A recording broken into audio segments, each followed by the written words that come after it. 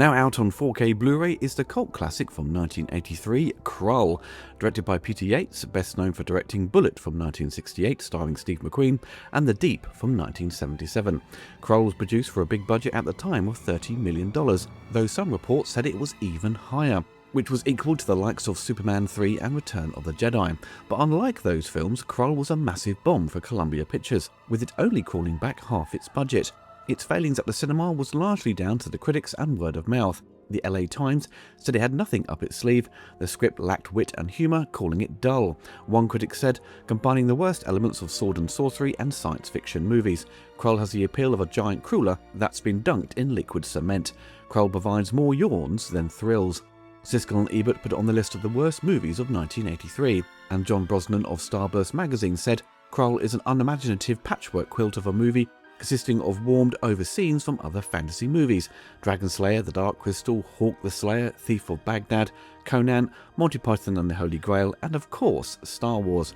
If there are any touches of originality lurking within its predictable storyline, I missed them. Despite all the talent, effort and time that went into making it, KRULL must be considered a failure. It's not a bad movie, it's watchable. It's just not special enough. Columbia Pictures tried to push the marketing to gain the attention of the kids with a Marvel comic and a video game by Atari, which still holds up really well today. But these efforts didn't work, but it would find its audience when it arrived on home video and TV, and started to build a loyal fan base.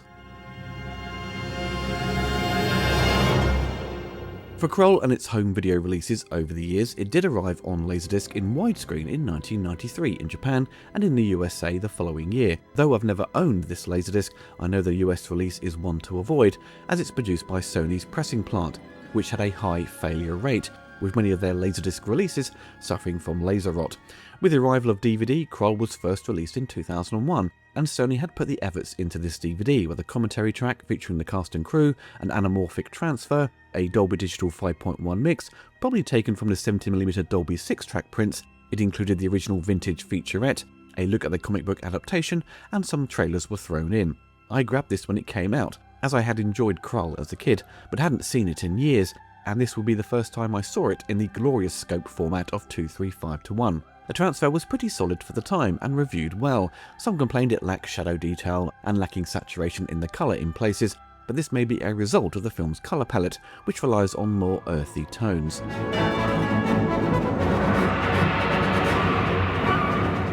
The Blu-ray would arrive 13 years later in September of 2014 from Mill Creek Entertainment, which included no extras, just a new HD transfer, which was warmly received. It certainly was a big step up over the DVD, which had visible dust in places, resulting in a cleaner and sharper image, with more saturation to the colours, making the daytime scenes warmer in their tones. Though with increased resolution and overall brightness, it does reveal the obvious sets for the supposed exterior scenes, with Coleman in the woods where he meets Ergo, and you can easily spot the blatant stunt doubles.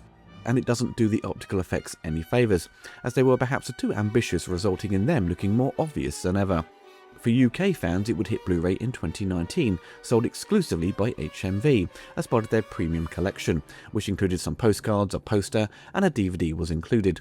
This release would port over the extras from the previous release. This version did have an issue on its first pressing with a botched aspect ratio, but these were quickly withdrawn and corrected. I believe it carries over the same transfer from the Mill Creek release.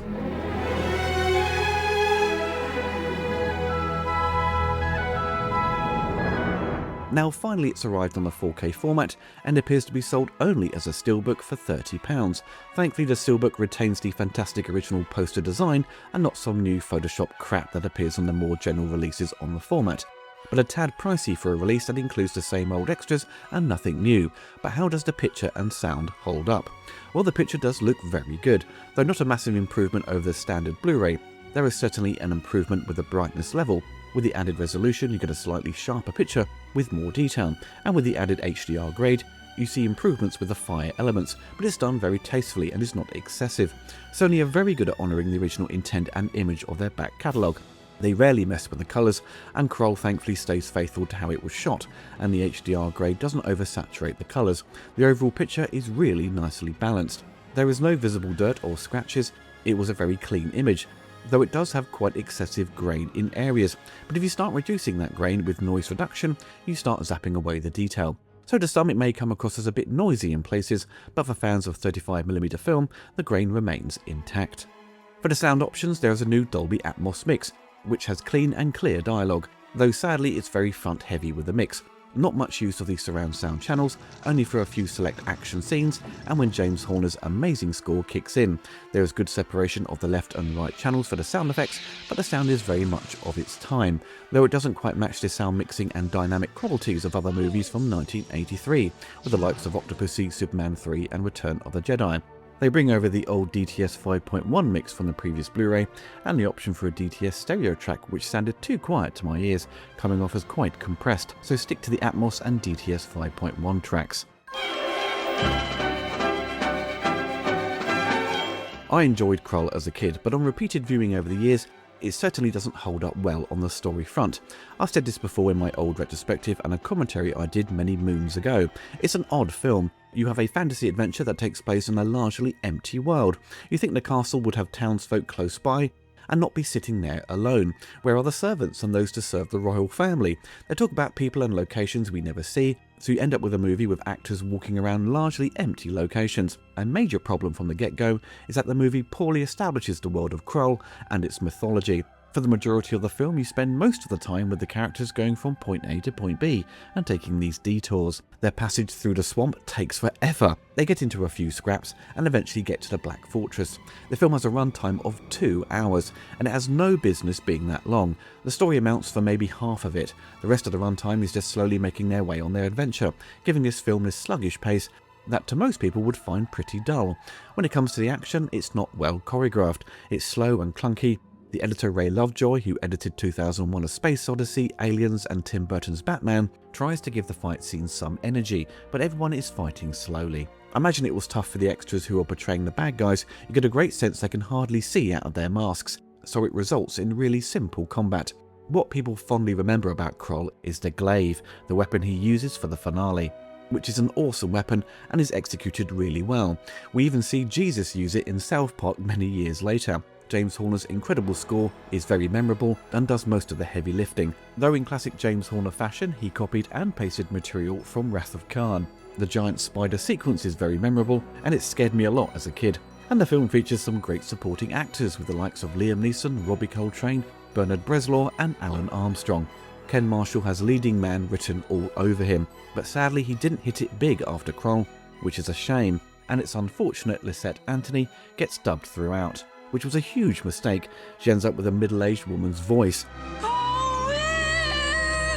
I do think Peter Yates was probably the wrong man for the job. He's a fantastic director, but this isn't the type of film that fits within his wheelhouse. KRULL needed a younger director who was going to bring something new and energetic to the table. Under Peter's direction, it feels even dated for 1983. KRULL has clearly come about due to the reaction and success of Star Wars. Studio executives were desperate to capitalise on it. They wanted their own Star Wars. Also, with Excalibur and Conan doing well in the fantasy genre, KRULL seemed like an easy win. But a lot of the films that many felt would hit big, the majority underperformed. They would get these veteran directors to tackle these movies, and they seemed a bit out of touch with what kids wanted, or what was hip at the time. George Lucas had that foresight, thus he found success, whereas pretty much everything else that came out during this decade didn't perform well as expected, and largely found their audience on home video to build up a cult status. With the production handled by the British talent behind the visual and special effects of the Superman and James Bond films, with Derek Meddings being the visual effects supervisor, the quality of the effects are to a pretty high standard in areas, especially for the miniature work. There is of course some ratty opticals that seem washed out, most obvious during the scene where the Beast tries to trick the princess with some badly cut out opticals and wobbly matte lines, and when we see the gang get on the horses and they travel at high speed to the fortress, it's not entirely convincing, but you can see the challenges they faced during the analogue days of visual effects. Since my teenage years, I always felt they should have given the job to ILM, as their experience with Star Wars, Star Trek and Dragon Slayer seemed more in line with what KRULL needed, especially when you have the enemies using weapons that fire lasers, and sword fights with bolts of electricity appearing when on impact that are better animated in Star Wars than what we see in KRULL. Derek Meddings and his team, their style and approach to visual effects doesn't quite gel with the direction of KRULL in my eyes. KRULL is certainly watchable, it's wonderfully photographed, it does have a great cast of actors who quite frankly deserved better dialogue, but they do the best with what they are given.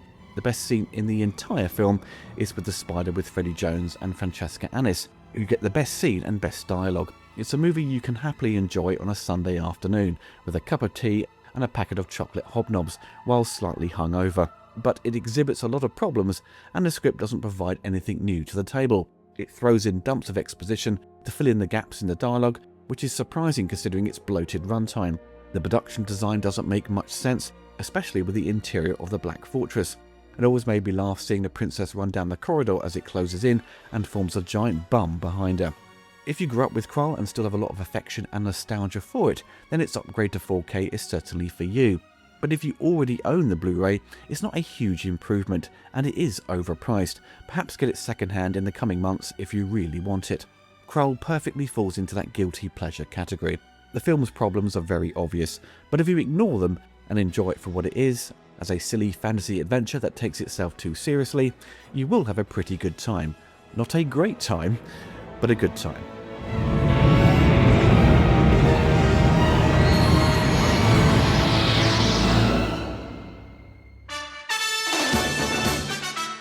I hope you enjoyed the video. Don't forget to click the like button and hit the bell to be notified of my latest reviews. Big thanks to my patrons and YouTube members for supporting the channel. If you want to get involved and gain access to exclusive videos and take part in Q&As, follow the link below.